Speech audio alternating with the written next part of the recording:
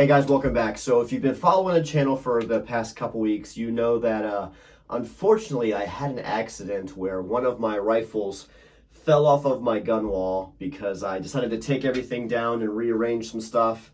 And when I put it up there, apparently I didn't secure it as well as I thought I did. And it ended up falling off the wall in the middle of the night and completely breaking my stock in half. So that's very upsetting, but I guess it was an excuse to upgrade it and modify it a little bit. So let's check out the damage and then we'll see what we got to kind of fix it, and we'll go from there. All right, so this is much like the scene that I walked into my gun room and I was like, what in the F is this? So the stock completely snapped in half, and I could probably still shoot this. It would be pretty gangster to try to hold on to that and pull the trigger, but obviously not ideal. And that's done. Maybe you could, if you were so inclined to do any kind of super glue / plastic welding, if you were brave enough to trust that to hold up, then hey, maybe this is salvageable. But for me, no thanks. So that is where it fell from, that top hook up there. And it tumbled all the way down here. And I guess it fell just right. Of course it couldn't fall, barrel first, because then it would have been just fine. It fell somehow just right to snap the stock in half. So what are we going to do about it? We're not going to leave it like that, first of all. So let's see what we got to replace it. So we saw the damage. It's not pretty. It sucks, but it is what it is. That's life. So went ahead and ordered a Boyd stock. And I already opened the box and I already looked at it, so this isn't an unboxing video or anything, but it's pretty decent, and I'll talk about a couple things with it. So first and foremost, this is all the packaging you get. So your packing list, and then a couple pieces of paper and your stock. So hopefully your postal guy isn't a douche, because there's absolutely no protection for this, not even a piece of foam. So thanks, Boyd's, for being cheap as shit. So there's that. The stock itself, so it is a good looking stock. So it's just laminate wood. I didn't want to get synthetic again, just in case any other issues happen. Maybe this will be a little bit tougher. So with this being wood, there are some. All right, so with this being wood, all these cutouts here for your internals and everything, there are some little, burrs and sharp edges. So I'm gonna hit these with a little bit of sandpaper and just make sure that this is nice and smooth. So that way the action fits in there nice and without being hindered at all. But overall, pretty decent stock. So it does have your little red dot for your safety. It has the tang safety, where you just push it back and forth with your thumb.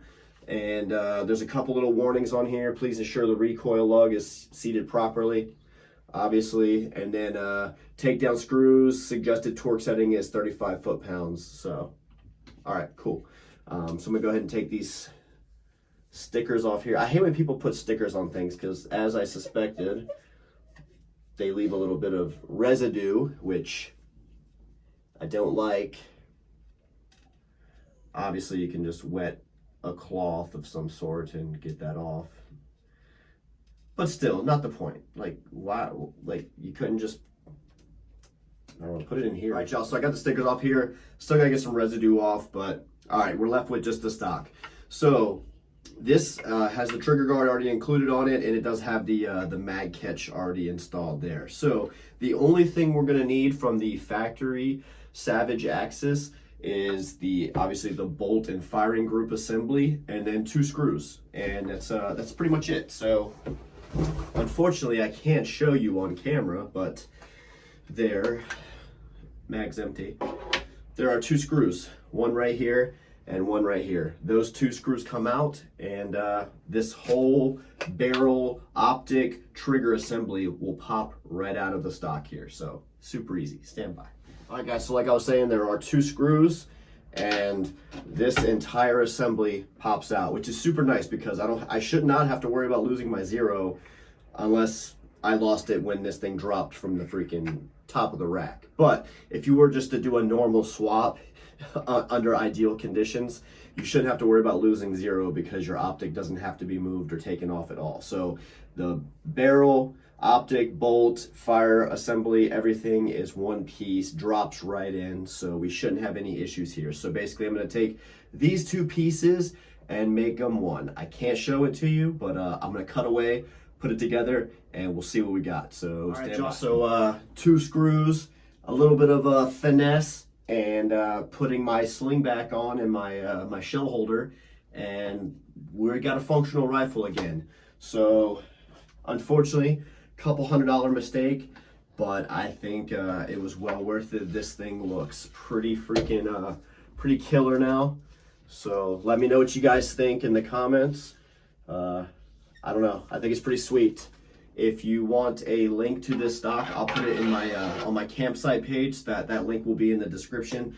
So just go to my campsite page and I'll label it Boyd stock, so that way you can find this. They have a lot of different color options and a lot of different styles to choose from. I went with the classic because I didn't want anything super crazy, and I wanted to keep being able to use my shell holder here. They have ones with adjustable cheek weld and adjustable lengths and stuff like that, but I didn't need anything crazy.